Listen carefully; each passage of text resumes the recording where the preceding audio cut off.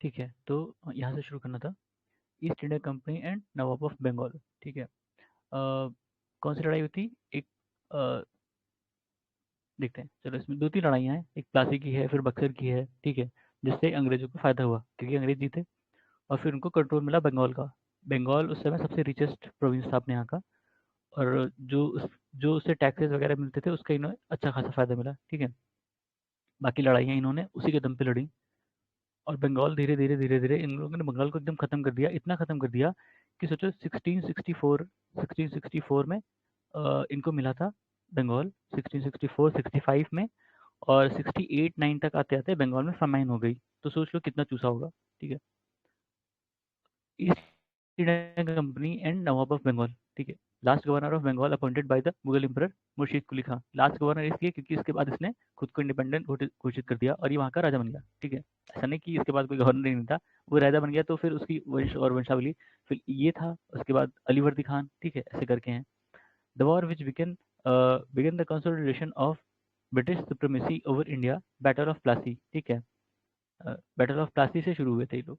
ठीक है, फिर Sirajuddaulah was defeated by Lord Clive in battle of Plassey. ठीक है, वो कहते हैं ना कि हर अपने यहाँ हर हर लड़ाई में गद्दा हार रहा है, तो सिराजुद्दौला के साथ भी वही हुआ। ठीक है, उसी का जो सेनापति था वो गद्दार निकला, मीर कासिम। मीर कासिम। फिर founder of British empire in India was lord वही रॉबर्ट क्लाइव। एक मतलब एक छोटा सा वो पैदा होके आया था इस कंपनी में, ईस्ट इंडिया कंपनी में, और ये धीरे धीरे ये बहुत ऊपर तक चला गया। ठीक है, इवन गवर्नर बन गया। ठीक है, out of the given names, namely Albuquerque, Robert Clive, Francis Dupleix, Francois Dupleix, Lord Cornwallis, who has been called the heaven-born general। ठीक है, रॉबर्ट क्लाइव, क्योंकि इतना इतना वो था ये, मतलब कह सकते हैं कनिंग या जो भी कह लीजिए आप, कि ये सारी लड़ाइयों में कुछ ना कुछ लूप होल देख लेता था, ढूंढ लेता था और हरा देता था, वही चीज वही ट्रिक्स अपना के। ठीक है, इवन प्लासी में भी इसने कुछ ऐसे ही लूप होल ढूंढे थे कि कौन उसके खिलाफ है, जो मतलब सिराजुद्दौला के। ठीक है, तो उसने यही सब ढूंढा और जो उसके कुछ बहुत खास लोग थे उनको अपने साथ मिलाया, और फाइनल लड़ाई में ऐसा हुआ ना कि पूरी पूरी सेना खड़ी रह गई, सिर्फ कुछ चंद लोग लड़े थे। ठीक है, उस बंगाल की तरफ से मतलब मान लो कि हजारों की सेना है, तो उसमें से 50 60 लोग लड़े होंगे, बाकी सेना ऐसे ऐसे खड़ी रह गई। ठीक है, फिर battle field of Plassey is situated in West Bengal. Obvious सी बात है भाई, बंगाल में लड़ाई हुई थी। Battle of Plassey was fought in 17 1757। ठीक है, 1757 में लड़ाई हुई थी। उसके बाद Nawab of Bengal who shifted his capital from Murshidabad to Munger, Mir Qasim. ठीक है, अ, मतलब उसके बाद राजा इन लोगों ने बनाया था मीर कासिम को, लेकिन मीर कासिम कितना शुरू में उसने खूब लुटाया अंग्रेजों को कि ये ले लो वो ले लो। ठीक है, खूब सारा दिया। फिर उसको भी चिंता हो गई कि भाई अगर इतना सब हम इनको ब्रिटिश को दे रहे हैं तो हमारा राज कैसे चलेगा। तो पहले तो वो अपने कैपिटल शिफ्ट किया, मुर्शिदाबाद से मुंगेर ले गया। क्यों? क्योंकि मुर्शिदाबाद में अंग्रेजों का ज़्यादा कब्जा था, ज़्यादा सारे वहीं बसे बसे पड़े थे। तो उसने कहा पहले कैपिटल शिफ्ट करते हैं ताकि इनसे थोड़ा दूर हो जाए। ठीक है, फिर उसने जो जो दान दक्षिणा देता था अंग्रेजों को वो कम किया धीरे धीरे, उनको भी कहा कि तुम भी टैक्स वैक्स पे करो। तो इसके बाद इन लोगों ने इसको भी हराने की कोशिश की, इसको भी हराया था। ठीक है, इसको भी, इससे भी लड़ाई हुई थी। फिर है most decisive battle that led to the establishment of supremacy of British in India, ये बैटल ऑफ बक्सर। क्यों? इसके बाद बैटल ऑफ बक्सर के बाद ब्रिटिश को बंगाल, बिहार और उड़ीसा मिल गया। ठीक है, बंगाल, बिहार और उड़ीसा तीनों मिल गए as a diwani right. Diwani right मतलब वहाँ से रेवेन्यू कलेक्ट करने का राइट। ठीक है, तो वहाँ से ये रेवेन्यू कलेक्ट करते थे, और उसका एडमिनिस्ट्रेशन को संभालता था बंगाल का नवाब। अब उनके पास फाइनेंशियल पावर नहीं थी, फाइनेंशियल पावर ब्रिटिश के हाथ में चली गई थी। ठीक है, उस समय रूलर ऑफ दिल्ली कौन था बक्सर के टाइम, बैटल ऑफ बक्सर के टाइम? शाह आलम टू। मैंने बताया था बहुत कमजोर था ये। ठीक है, इतना कमजोर था कि अपने जो इसका जो दिल्ली का गवर्नर था उससे डरता था ये। ठीक है, इसलिए ये दिल्ली नहीं जाता था, ये इलाहाबाद में शिफ्ट था, इलाहाबाद में ही था।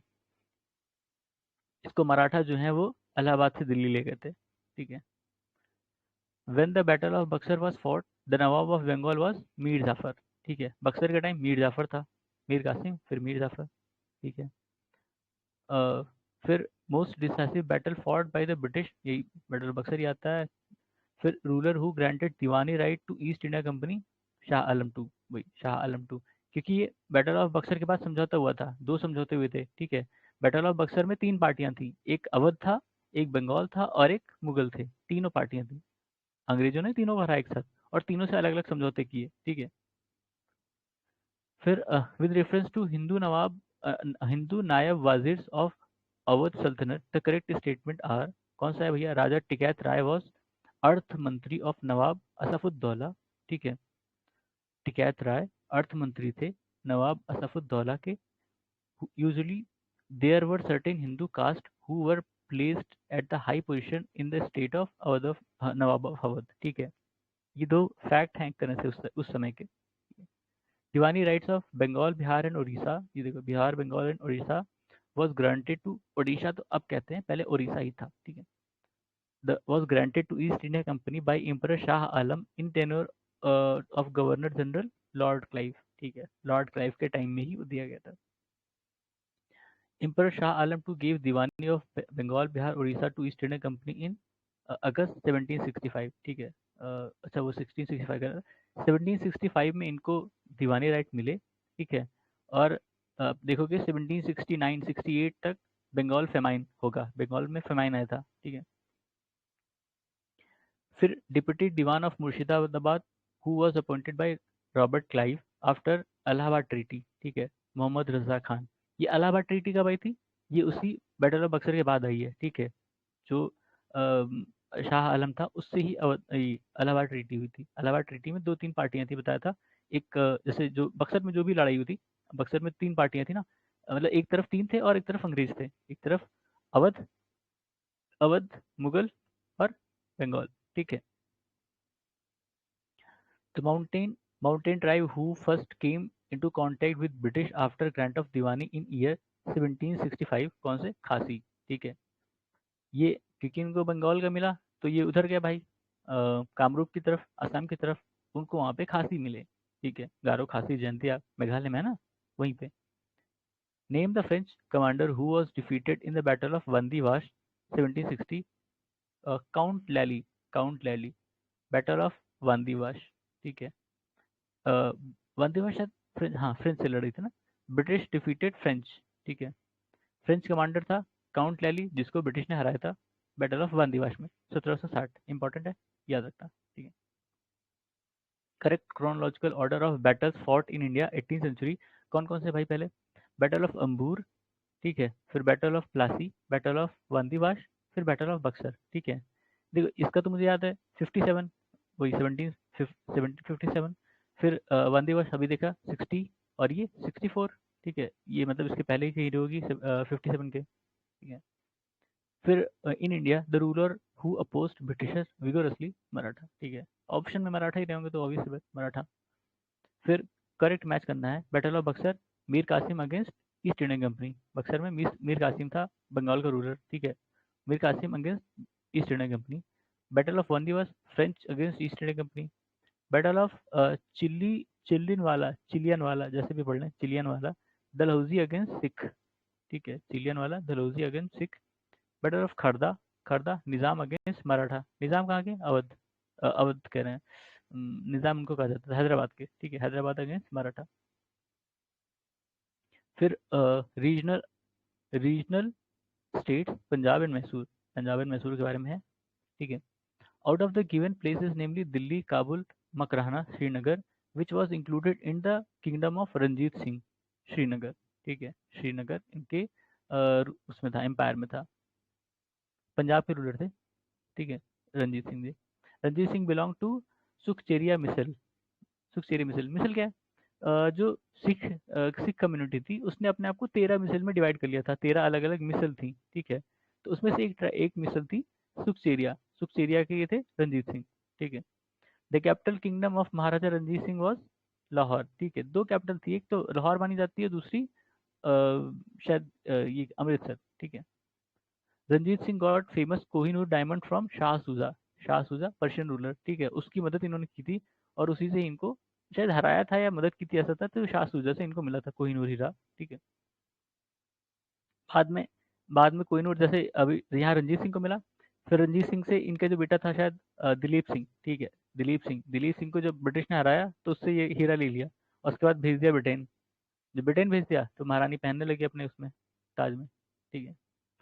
God intended me to look upon all religion with one eye. That is why he took away the light from other. Statement किसका था? महाराजा रंजीत सिंह। मतलब काने हो गए थे, एक आंख के हो गए थे, तो एक आंख से ही बोला था, एक ही आंख है इनकी। तो उनका स्टेटमेंट था कि भगवान चाहते थे कि मैं हर रिलीजन को एक ही आंख से देखूं, ठीक है, इसलिए उन्होंने एक आंख की रोशनी ले ली, ऐसा। सक्सेसर ऑफ महाराजा रंजीत सिंह, खड़क सिंह, ठीक है। Last king of Sikh empire, यही महाराजा दलीप सिंह, ठीक है। दलीप सिंह को ब्रिटिश ने हराया, तो जो इनके पास जो भी था हीरा वीरा, कोहिनूर हीरा, वो ले गया ब्रिटिश, ठीक है। Out of given statement, namely former king of Punjab Maharaja Dalip Singh died in Paris on October 1839, was cremated at Nasik, never renounced the Sikh faith, had never visited Russia। ठीक है, कौन सा correct है इसमें से पूछ रहा है, ठीक है, इसमें से करेक्ट कौन सा है? फॉर्मर किंग ऑफ पंजाब थे, वो सही है, और ये पेरिस में मरे थे, ये सही है, ठीक है। Maharaja Duleep Singh died in Paris France 23 October 1893 में, ठीक है। मतलब वो कन्वर्ट हो गए थे, वो अपना फेथ छोड़ चुके थे, कन्वर्ट हुए थे, और वो रशिया भी विजिट किए होंगे, इसका मतलब, क्योंकि ये गलत स्टेटमेंट ना, ये भी गलत है, तो वो हुआ होगा। क्रिमेटेड तो यहाँ नहीं होंगे, फिर ये भी गलत है, ठीक है। To administer the state of Punjab after its annexation, who was the member of board of three, ठीक है, board of three, sir Henry Lawrence, ये इंपॉर्टेंट नाम है, सर हेनरी लॉरेंस, ठीक है। उसके ये प्रेसिडेंट थे, और कौन थे बाकी दो? Charles Granville, Charles Granville Charles Granville Mansell, और जॉन लॉरेंस, ठीक है। क्यों इंपॉर्टेंट है ये बोर्ड, ठीक है, क्योंकि जब पंजाब सूबा, मतलब जब पंजाब किंगडम था वो खत्म हुआ, तो ब्रिटिश ने इसको एक्वायर किया या ऑक्यूपाई किया, और ये बोर्ड बनाया था उसके एडमिनिस्ट्रेशन के लिए। और इसने बड़ी, मतलब बड़ी बढ़िया से चलाई थी, इतनी बढ़िया से कि वहाँ के लोगों में इनकी प्रशंसा होने लगी, मतलब फेवर में हो गए जो पंजाबी थे, ठीक है। इसलिए जब पंजाबी की अलग आर्मी बनी, वो बहुत लॉयल थे ब्रिटिश के, ठीक है। जो सिख रेजिमेंट था, सिख रेजिमेंट, वो अपनी हर लड़ाइयों में सिख रेजिमेंट को ले जाते थे, ठीक है। सिख गोरखा आपने सुना होगा, जिनको वो मार्शल रेसेस कहते थे, तो सिख रेजिमेंट उनके साथ हमेशा थी उसके बाद से, ठीक है, क्योंकि उनके कारण उनको लगता था कि हम प्रोग्रेस कर रहे हैं या जो भी है। The ruler who emerge victorious in the first Anglo Mysore war, Hyder Ali, ठीक है, Hyder Ali. The modern armoury at Dindigul Mysore was established in 1755 by Hyder Ali, ठीक है। पहला जो एंग्लो मैसूर वॉर हुआ था 1767 से 59 में, सड़सठ से 1767 से 69 में, उसमें हैदर अली जीता था। ये पहली लड़ाई थी, और शायद आखिरी भी, जो मैसूर के किंग जीते थे। और उसके बाद मॉडर्न आर्मरी बनाई थी उसने डिंडीगुल में। डिंडीगुल शायद तमिलनाडु में है ना? डिंडीगुल कहाँ है? तमिलनाडु में है, तमिलनाडु में होगी, या फिर कर्नाटका, दो ही जगह हैं इसमें, ठीक है। जैसे डिंडीगुल मैसूर लिखा है, ठीक है, पर डिंडीगुल शायद वहाँ भी मैंने पढ़ी थी, देखना पड़ेगा। वॉज इस्टेब्लिश्ड बाई 1755, ये भी हैदर अली था, ठीक है। हैदर अली की इसके बाद जब ट्रीटी साइन हुई थी, ठीक है, पहली बैटल के बाद, पहली बैटल के बाद ट्रीटी साइन हुई थी ब्रिटिश और हैदर अली में, ठीक है। तो इकलौता ये रूलर है इंडिया का जिसकी ट्रीटी, जो वहाँ की क्वीन थी उस समय, शायद विक्टोरिया थी या कौन थी, उनसे अप्रूव हुई थी, ठीक है, उनसे अप्रूव, इकलौता इकलौता रूलर है जिसकी ट्रीटी अप्रूव हुई थी वहाँ से, बाकी किसी की नहीं हुई। ब्रिटिश जनरल हु डिफीटेड या beat Hyder Ali in war of Porto Novo, Porto Novo में किसने हैदर अली को हराया था या मारा था, कह सकते हो, सर आयर कूट, ठीक है, सर आयर कूट, ठीक है। Tipu Sultan set up his capital at Srirangapatnam, ये भी मैसूर, मतलब मैसूर में ही है, ठीक है। टीपू सुल्तान की कैपिटल क्या थी? श्रीरंगपट्टनम, ठीक है। Indian ruler who establish embassies in foreign countries on modern lines, Tipu Sultan, ठीक है। टीपू सुल्तान ने एम्बेसीज बसाई थी, अलग अलग देशों में बनाई थी, और ये अपने आप को सिटीजन टीपू कहता था, क्योंकि ये फ्रेंच रिवॉल्यूशन से बड़ा इंस्पायर्ड था, ठीक है। तो इसलिए इसने कांटेक्ट करने की कोशिश की थी नेपोलियन से। उस समय नेपोलियन इजिप्ट में था जब टीपू सुल्तान की लड़ाई हो रही थी ब्रिटिश से, तो उसने कांटेक्ट करने की कोशिश की थी, लेकिन जो नेपोलियन थे उनकी खुद ही हालत खराब थी, तो वो क्या क्या मदद करते, ठीक है। इजिप्ट के जो नेपोलियन का इजिप्शियन कैंपेन था, वो तो आपने देखा ही होगा, मतलब जिसने भी वर्ल्ड हिस्ट्री पढ़ी होगी थोड़ी, तो पता ही होगा कि वहाँ क्या हालत हुई थी, ठीक है। तो उस समय इजिप्ट इजिप्ट के कैंपेन पे था, और इसने उनको इनविटेशन भेजा था कि आओ मेरी मदद करो, ऐसा करके। Tipu Sultan defeated British army in 1780 at कहाँ पे?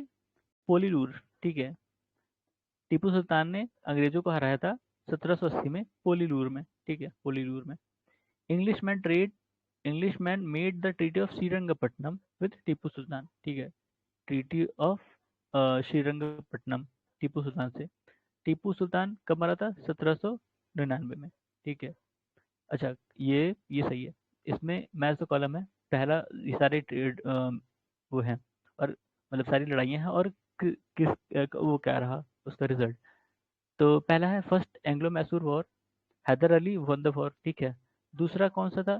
सेकंड एंग्लो मैसूर वॉर में क्या हुआ था? इंडिसाइसिव, मतलब कोई नहीं जीता कोई नहीं हारा। ठीक है, third Mysore war, Tipu Sultan was defeated in the battle and gave his territory to British. ठीक है, फिर fourth Anglo Mysore war, Tipu was defeated and was killed in a thick battle. ठीक है, मतलब टीपू सुल्तान दोनों बैटल हारा था, पहले में तो उनको टेरिटरी वगैरह देनी पड़ी थी, दूसरे में मार दिए थे, ठीक मार ही गए थे। ठीक है, फिर ट्रीटी किस ईयर में साइन हुई है?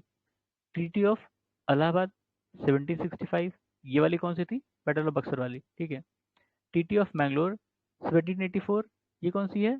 ये शायद थर्ड एंग्लो मैसूर वार, ये सेकंड एंग्लो। ठीक है, 81, इसमें यार ईयर नहीं लिखा, ईयर नहीं लिखा, ये गलती हो गई, वरना ये है तो ये मुझे जहाँ तक लग रहा है कि वही है, एंग्लो मैसूर वॉर से ही रिलेटेड है ये। अब ईयर मुझे कंफ्यूज हो रहा है थोड़ा सा। ट्रीटी ऑफ सालबाई, ये मराठा वाली थी। ठीक है, 1782। ट्रीटी ऑफ मद्रास 1769, 69, ये भी थोड़ा कंफ्यूजन है, मद्रास से किसकी थी। फिर Begum Samru constructed the most eminent church at Sardhana. Sardhana कहाँ है पता नहीं। सरधाना वैसे तो हरियाणा में भी एक सरधाना है, पता नहीं वही वाला है कि नहीं। बेगम सामरू ने एक चर्च बनवाया था सरधाना में। ठीक है, Maharaja Ranjit Singh set up modern foundries to manufacture cannon at Lahore. ठीक है, महाराजा रंजीत सिंह ने एक फाउंड्री बनाई थी तोप बनाने के लिए लाहौर में। सही है। Sawai Jai Singh of Amber had Euclid's elements of geometry translated into Sanskrit. जो सवाई जयसिंह थे अम्बेर के, उन्होंने जो यूक्लिड की एलिमेंट ऑफ ज्योमेट्री एक बुक है उसको संस्कृत में ट्रांसलेट करवाया था। Sultan Tipu of Mysore gave money for the construction of idol of goddess Sharda in Sringeri temple. ठीक है, टीपू सुल्तान ने पैसे दिए थे कि जो शारदा जी की मूर्ति है श्रृंगेरी टेम्पल में, उसके कंस्ट्रक्शन के लिए। ठीक है, the correct statement is Mir Jafar entered into conspiracy with English for defeat of Nawab Sirajuddaula at battle of Plassey. ठीक है, मीर जाफर था। ठीक है, मीर जाफर इसको क्या कहते हैं, ये कॉन्स्पिरेसी में गया था उसको हराने के लिए, नौ सिराजुद्दौला को हराने के लिए, बैटल ऑफ प्लासी, वही 1757 वाली। ठीक है, Nizam who did not rebel against the control of East India Company, Hyderabad Nizam. Nizam लिखा है तो हैदराबाद का निज़ाम होगा। ठीक है, हैदराबाद का केस ये था, हैदराबाद का केस सबसे अपने टाइम में सबसे कमजोर थे ये। ठीक है, कोई भी अंग्रेज कोई भी पॉलिसी लाते थे उसको सबसे पहले ज्वाइन करने वाले हैदराबाद है। ठीक है, कोई भी पॉलिसी होगी, कुछ भी वो कहेंगे तो सबसे पहले अंग्रेज ये हैदराबाद वाले होंगे, उनको ज्वाइन कर लेते थे। फिर गवर्नर जनरल और गवर्नर जनरल और वायसरॉय। ठीक है, पहला गवर्नर जनरल इंडिया का कौन था? William Bentinck. ठीक है, वो विलियम बेंटिक जो 1830 के आसपास था। ठीक है, वो वाला। Warren Hastings was appointed as first governor general of Bengal. ठीक है, पहले ये गवर्नर जनरल था बंगाल का सबसे पहला। हम्म, क्योंकि पहले जो गवर्नर और फिर गवर्नर जनरल बने थे वो बंगाल से शुरू हुआ था, बाद में गवर्नर जनरल ऑफ इंडिया बनाने शुरू किए इन लोगों ने बेंटिक के टाइम। ठीक है, बेंटिक पहला बना। फिर बैटल ऑफ बक्सर, भाई इतनी डेट तो नहीं याद होगी।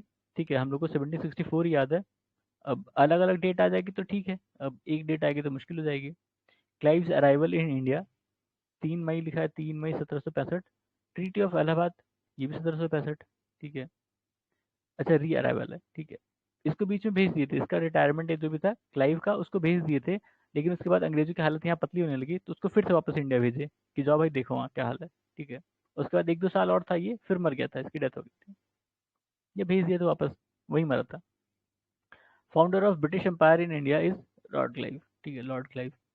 फिर करेक्ट स्टेटमेंट था, foundation of system of civil administration was firmly laid down by Warren Hastings on which of on which the superstructure were raised by Cornwallis. ठीक है, लिखा है कि जो हमारे यहाँ का एडमिनिस्ट्रेशन था उसका जो बेस है वो किसने बनाया था, वैरेन हेस्टिंग ने, जिसके ऊपर सुपरस्ट्रक्चर बनाया था किसने, कॉर्नवालिस ने। ठीक है, Clive was responsible for reforming the East India Company civil and military services. Lord Dalhousie added rich लेमिटोन्स to the British empire on the basis of doctrines of lapse. ठीक है, ठीक है, मतलब जो क्लाइव था उसने ईस्ट इंडिया कंपनी के सिविल और मिलिट्री सर्विस को रिफॉर्म किया था, और जो लॉर्ड डलहौजी थे उन्होंने जो ब्रिटिश एम्पायर की जो ब्रिटिश एम्पायर को में और चीज़ें ऐड की थी। डॉक्ट्रिन ऑफ लैप्स है, डॉक्ट्रिन ऑफ लैप्स आपको पता ही होगा कि जैसे किसी को कोई वारिस नहीं होता, कोई इंडिया का किंगडम है उसका कोई वारिस नहीं होता। ठीक है, तो वो क्या होंगे, उसको ब्रिटिश है वो एक्वायर कर लेंगे उस किंगडम को। ठीक है, डॉक्ट्रिन ऑफ लैप्स। फिर at the time of establishment of Asiatic society in Calcutta, governor general of Bengal was lord Warren Hastings. ठीक है, एशियाटिक सोसाइटी के टाइम में कौन गवर्नर जनरल था बंगाल का, लॉर्ड वारेन हेस्टिंग। ठीक है, 72-73 के आसपास बनी भी थी ये Asiatic society of Calcutta. The policy of security cell is related with Warren Hastings. ठीक है, ring fence policy Warren Hastings. Dual system of governance in Bengal, Robert Clive द्वारा। ठीक है, डुअल सिस्टम ऑफ गवर्नेंस क्या था, वही बताया था कि फाइनेंशियल एडमिनिस्ट्रेशन जो था वो ब्रिटिश के हाथ में था, और जो नॉर्मल एडमिनिस्ट्रेशन जो था वो किसके हाथ में था, जो बंगाल के नवाब थे उनके पास फाइनेंशियल पावर नहीं थी। ठीक है, उसको इन्फोर्स भी नहीं कर सकते थे, जो उनके पास एडमिनिस्ट्रेटिव पावर थी वो बस कहने के थे, लेकिन जो फाइनेंशियल पावर थी वो इन अंग्रेजों के पास थी, सारा यूज करते थे उसका। फिर double double dual government system in Bengal was abolish by Warren Hastings. Clive ने शुरू किया था, वारेन हेस्टिंग ने खत्म किया। ठीक है, कि जिसके पास पावर होगी, मतलब फाइनेंशियल पावर होगी, उसी के पास एडमिनिस्ट्रेशन पावर भी होगी। ठीक है, governor general of governor general who was prosecuted for impeachment by British parliament, ये था वारेन हेस्टिंग। ठीक है, इसके खिलाफ एक बंदे ने केस किया था और वो वहां लड़ने भी गया था। ठीक है, ऑल्दो वो हार गया था case. The judicial organisation was established in India by lord Cornwallis. ठीक है, लॉर्ड कॉर्नवालिस की कहानी थोड़ी सी अलग है। लॉर्ड कॉर्नवालिस अंग्रेजों के जनरल थे, कहाँ पे, अमेरिका में, यूएस में। ठीक है, यूएस में, यूनाइटेड स्टेट्स में, तब वो यूनाइटेड स्टेट्स नहीं था। ठीक है, तो वहाँ पे ये अमेरिका के मतलब उसके ब्रिटिश के जनरल थे, लड़ाई में हार गए। ठीक है, तो इनको एज अ पनिशमेंट भेजा गया इंडिया। ठीक है, इंडिया भेजा गया कि तुम वहाँ पे जाके संभालो अब, क्योंकि इंडिया की कंडीशन हार्श थी, उनके उनके विपरीत थी जो भी उनका टेम्परेट है या जो भी है। ठीक है, और यहाँ गर्मी बहुत ज़्यादा पड़ती थी, तो इनको एज अ पनिशमेंट भेजा गया था यहाँ पे इंडिया में, लॉर्ड कॉर्नवालिस को। ठीक है, ठीक है, governor general who created the covenant civil services of India which later to be known as Indian civil service, Cornwallis. ठीक है, कॉर्नवालिस। तो इसने जब ये इंडिया आया, कॉर्नवालिस, जब इसको कहा गया कि नहीं तुम्हें इंडिया भेजा जाएगा एज अ पनिशमेंट पोस्टिंग, तो इसने दो शर्तें रखी थी। ठीक है, दो शर्तें रखी थी। एक तो ये था कि जो मतलब जो गवर्नर जनरल होगा वही जो है कमांडर इन चीफ भी होगा। ठीक है, वही जो है कमांडर इन चीफ होगा, और शायद उसके पास फाइनल पावर होगी किसी भी चीज़ के कहने की। ठीक है, दो कंडीशन इसने रखी थी। फिर the enforcement of public service was done in tenure of Cornwallis. Lord tomb of Lord Cornwallis is situated in Ghazipur. ठीक है, कॉर्नवालिस एक बार पहले था ये मतलब 1892 से 94 96 तक। ठीक है, उसके बाद फिर ये चला गया था। फिर ये 19 कह रहे हैं यार, 19 पता नहीं क्यों। ठीक है, 1792, और उसके बाद 1799 के आसपास आया था। ठीक है, कॉर्नवालिस, और फिर वो इंडिया में रहा था कुछ देर, उसके बाद मर गया था, यहीं डेथ हुई थी उसकी। तो उसकी जो टॉम्ब है वो गाजीपुर में है। ट्रीटी ऑफ बसाइन, ट्रीटी ऑफ बसाइन कब साइन की गई थी, 1802।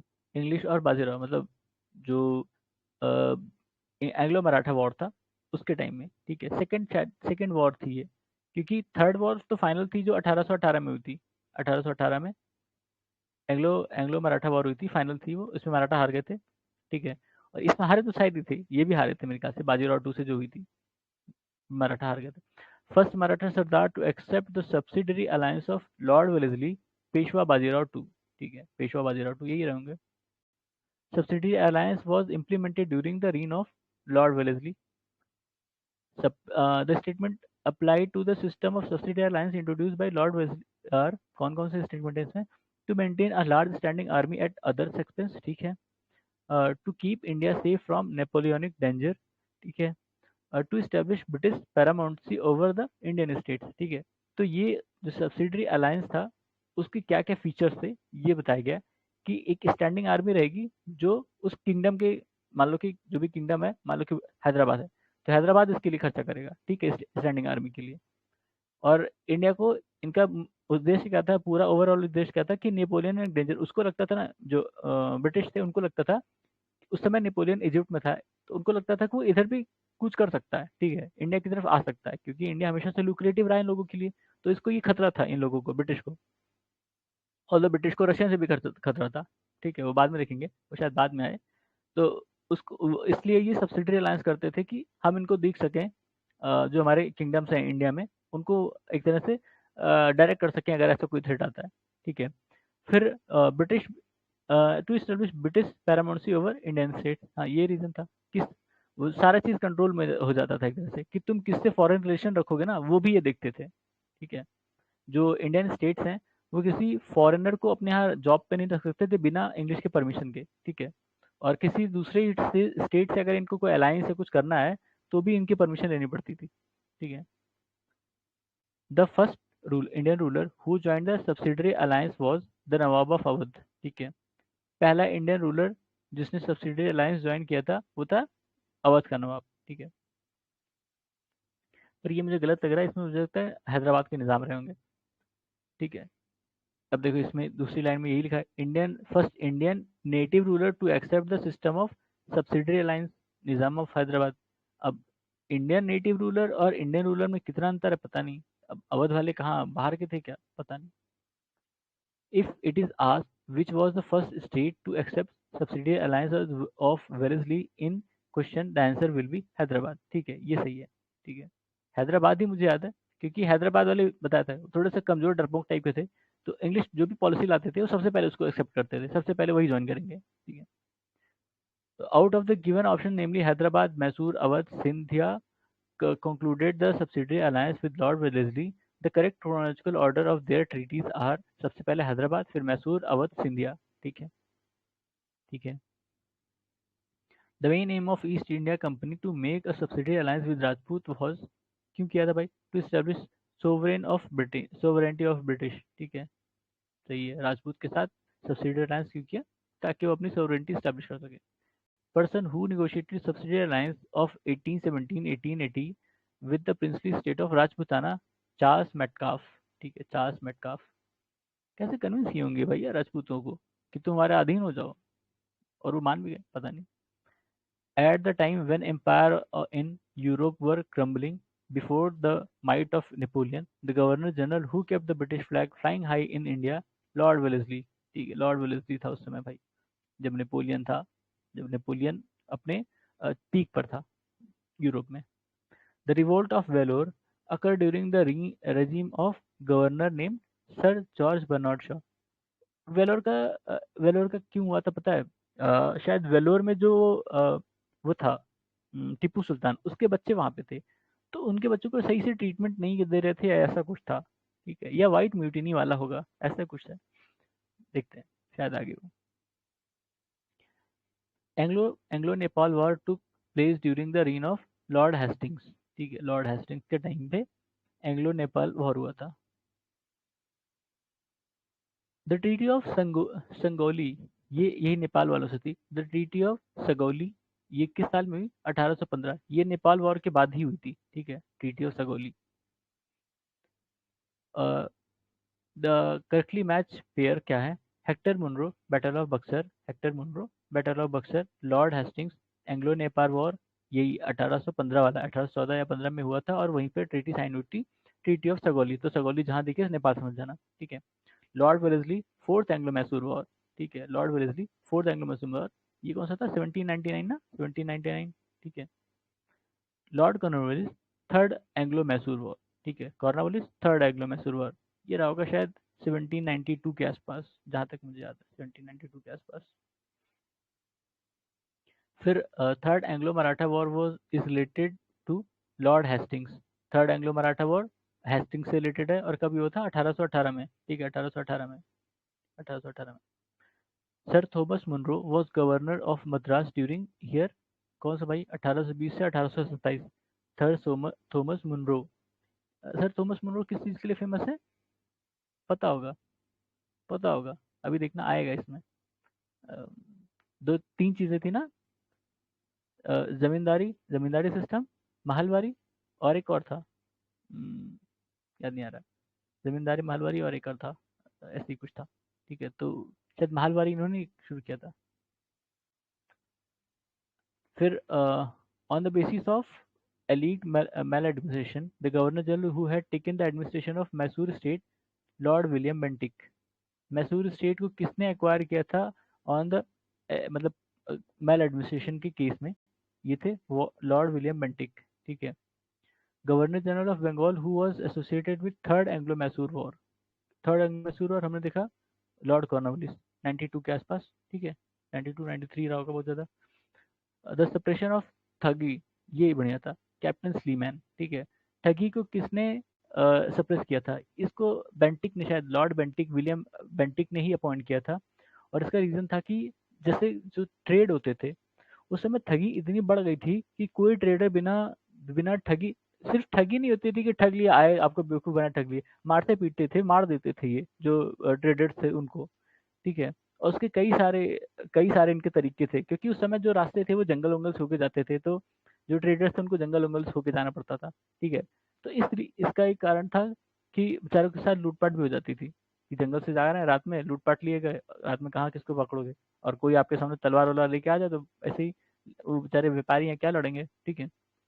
तो कैप्टन स्लीमैन को लाया गया, और कुछ क्योंकि ट्राइब्स इनफेमस थी उस समय लूटपाट के लिए, तो उनके खिलाफ इसने पूरा कैंपेन चलाया और कई सारों को अरेस्ट किया, मारा पीटा, मतलब पब्लिक हैंगिंग इतनी की कि जो बचे खुचे रहेंगे वो भाग गए होंगे। ठीक है। सिर्फ एग्जाम्पल सेट करते थे, अंग्रेज मारते नहीं थे, अंग्रेज एग्जाम्पल सेट करते थे किसी भी चीज़ का। तो उसने इतनी पब्लिक हैंगिंग कराई इन थग्स की कि वो जो थोड़े बहुत बचे रहेंगे बेचारे छोड़ छाड़ के भाग गए। ठीक है। और जंगल वंगल जैसे जो रास्ते मेन रूट्स थे, अगर जंगल से होके जाते हैं तो इसने 1-1 किलोमीटर इधर, 1-1 2-2 किलोमीटर जंगल ही कटवा दिए। ठीक है, कि भागोगे कहाँ।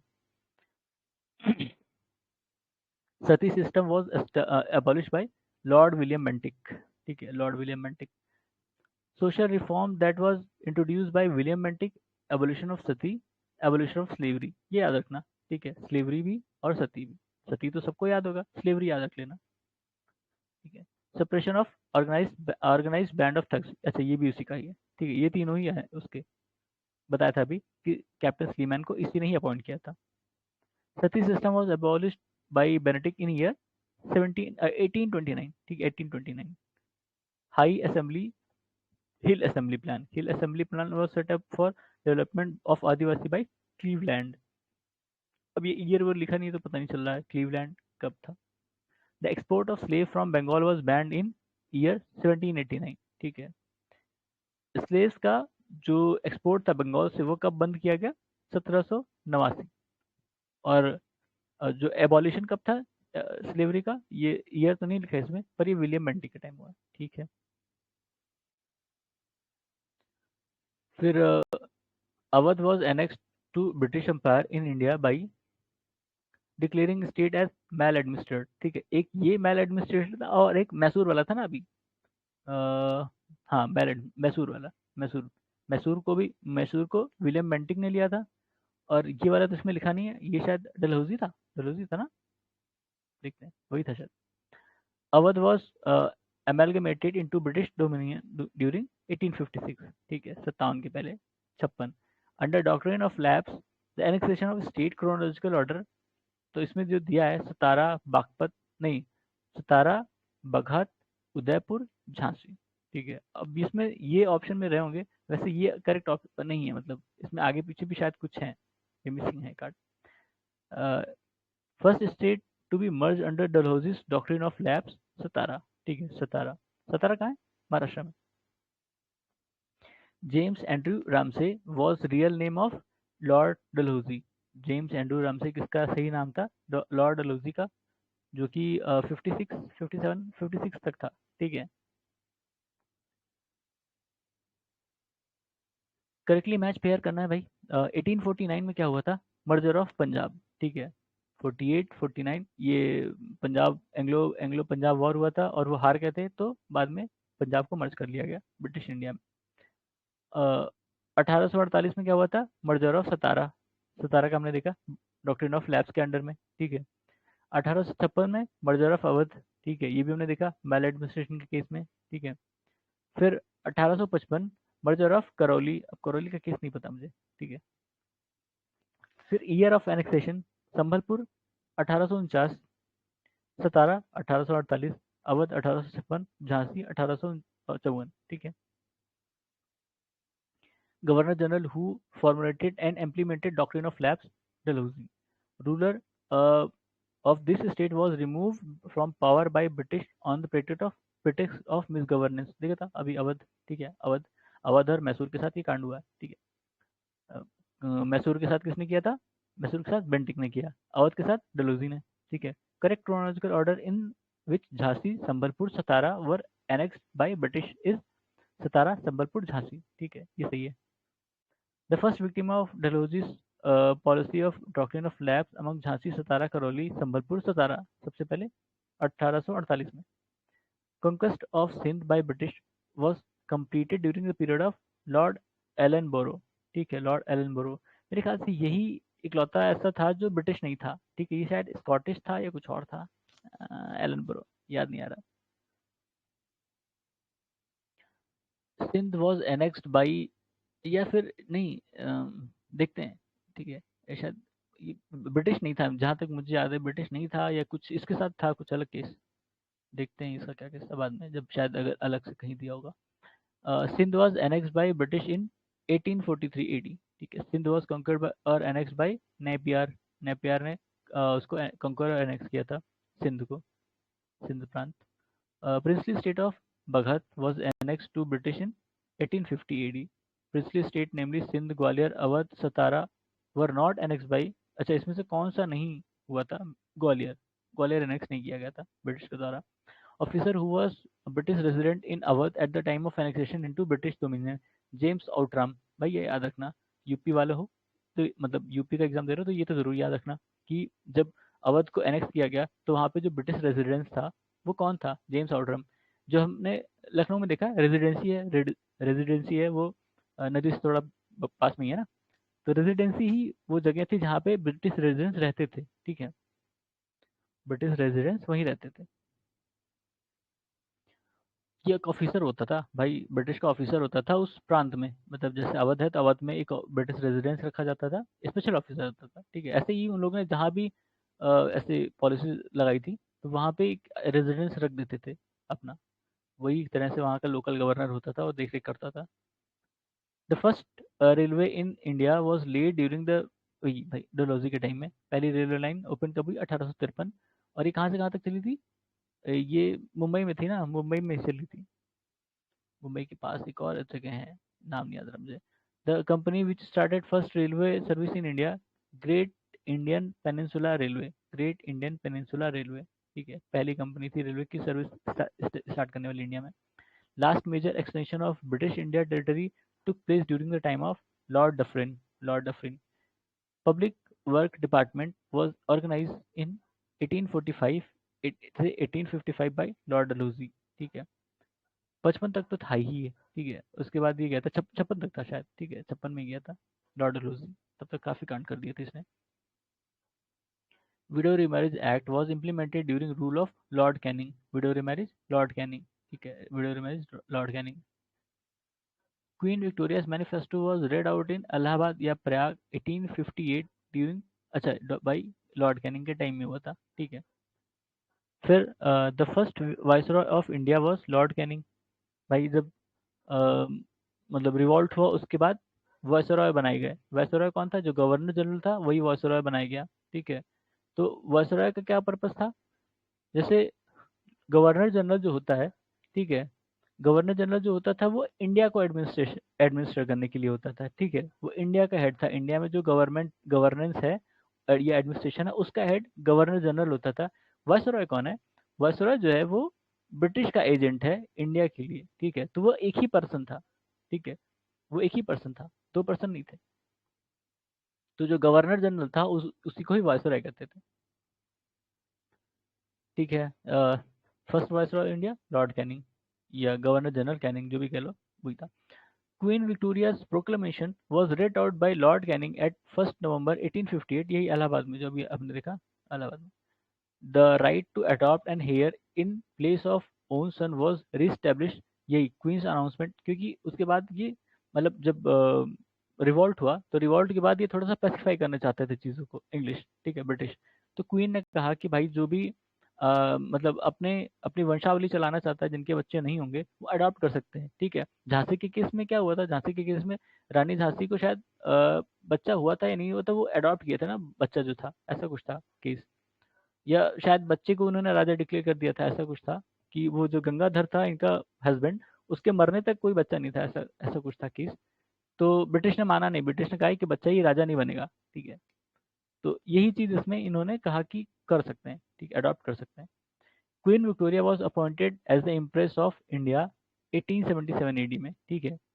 1877 एडी में क्या हुआ था, ठीक है, 1877 एडी में दिल्ली दरबार हुआ था, ठीक है, दिल्ली दरबार, शायद जहां तक मुझे याद है दिल्ली दरबार, उसी में ही ये प्रोक्लेमेशन पड़ी गई थी। Governor general who had abolish slavery, Lord Ellenborough, ठीक है। स्लेवरी किसने हटाई, लॉर्ड एलनबोरो, ठीक है, ये नाम हमने पढ़ा। और अभी ऊपर भी देखा था किसने हटाई थी, विलियम बेंटिक से रिलेटेड था ना, विलियम बेंटिक, हाँ विलियम बेंटिक से रिलेटेड था, उसने भी स्लेवरी हटाई। अब दोनों में क्या अंतर था ये देखना पड़ेगा। फिर correctly matched pair are Cornwallis permanent settlement, ठीक है, Lord Wellesley subsidiary alliance, Lord Dalhousie doctrine of lapse, Lord Canning 1857 revolt, ठीक है, अलग अलग चीज़ें हैं। Permanent settlement what introduce during the tenure of Lord Cornwallis, permanent settle किसके time में आया था, लॉर्ड कॉर्नवालिस, ठीक है। फिर हाँ मैच तो कॉलम करके है, William Bentinck, Lord William Bentinck 17th regulation of 1829, ये कौन सा था, शायद सती प्रथा वाला है ना, ठीक है, सती प्रथा वाला है। फिर लॉर्ड हेस्टिंग्स, ये किससे रिलेटेड है, थर्ड एंग्लो मराठा वॉर जो 1818 1718 में हुई थी, ठीक है, इसको अंग्रेज जीते थे, मराठा हार गए, उसके बाद खत्म हो गया, ठीक है, मराठा खत्म हो गया इसके बाद। Lord Wellesley, second Anglo Maratha war 1802 1803 to 1805, ठीक है। पेशवाशिप was abolished in the year 1818, बताया था अभी, खत्म हो गया Maratha, third Anglo Anglo Maratha war के बाद, तो पेशवाशिप भी खत्म हो गई उनके साथ, ठीक है, खत्म कहानी। फिर Lord Dalhousie annexation of Awadh, Lord Dufferin establishment of Indian National Congress, Lord William Bentinck passing the charter act 1833, ठीक है, ठीक है।